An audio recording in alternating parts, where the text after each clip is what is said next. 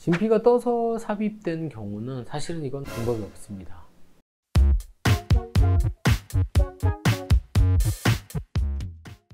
네, 안녕하세요. 제지비뇨기과 강태진입니다. 오늘은 진피 음경확대 수술 후에 만족도가 떨어지는 경우에 대해서 좀 설명을 드리려고 합니다.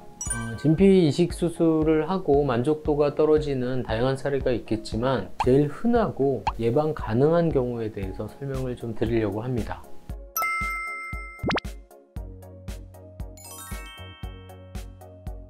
최근에 특히 이제 많이 보이는 케이스들인데 제일 먼저는 이제 진피가 적절한 깊이에 삽입되지 못하고 약간 떠서 이식이 된 경우가 최근에 꽤 흔하게 볼 수가 있습니다.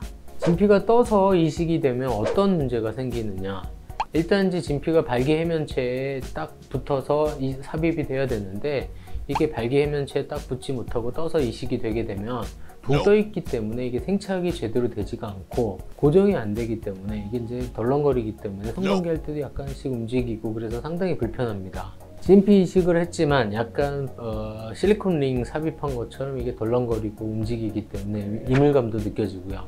생착이 안 되기 때문에 시간이 지나면서 조금씩 이제 흡수도 되고요. 그래서 이제 만족도가 떨어지게 됩니다. 이런 경우는 사실은 이제 그 원인은 성기의 해부학적 이해도가 좀 떨어져서 잘못된 깊이에 삽입되는 경우가 많은데요. 진피가 떠서 삽입된 경우는 사실은 이건 진피를 제거하고 다시 이식을 하는 수밖에는 방법이 없습니다.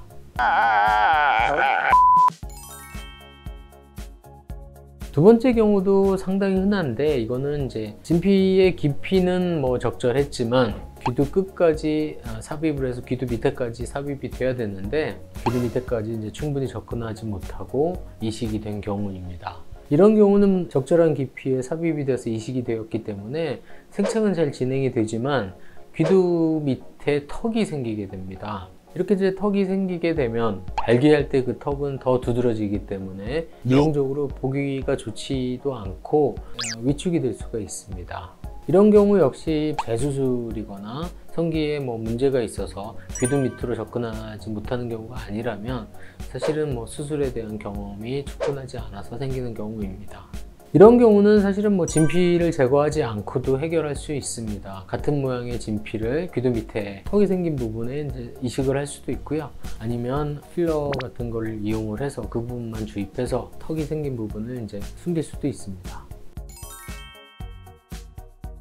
세 번째 경우는 흔하지는 않지만 수술 후에 진피에 염증이 생기거나 진피에 대한 이제 거부 반응 때문에 진피가 녹는 경우입니다. 다 녹지는 않겠지만 진피가 이제 상당히 쭈그라들고요. 생착도 안 되기 때문에 수술 후에 만족도가 떨어질 수밖에 없습니다. 사실은 이제 저희가 해보면 수술에 대한 거부 반응은 굉장히 드뭅니다. 대부분은 이제 염증이 생긴다면 거부 반응보다는 세균성 감염 때문에 염증이 생기는 건데 그것도 충분히 이제 예방할 수 있는 확률을 줄일 수 있는 방법은 많습니다. 수술의 감염 관리에 관한 얘기인데 감염 관리를 철저히 한다면 이 부분도 어느 정도 예방이 가능하고요.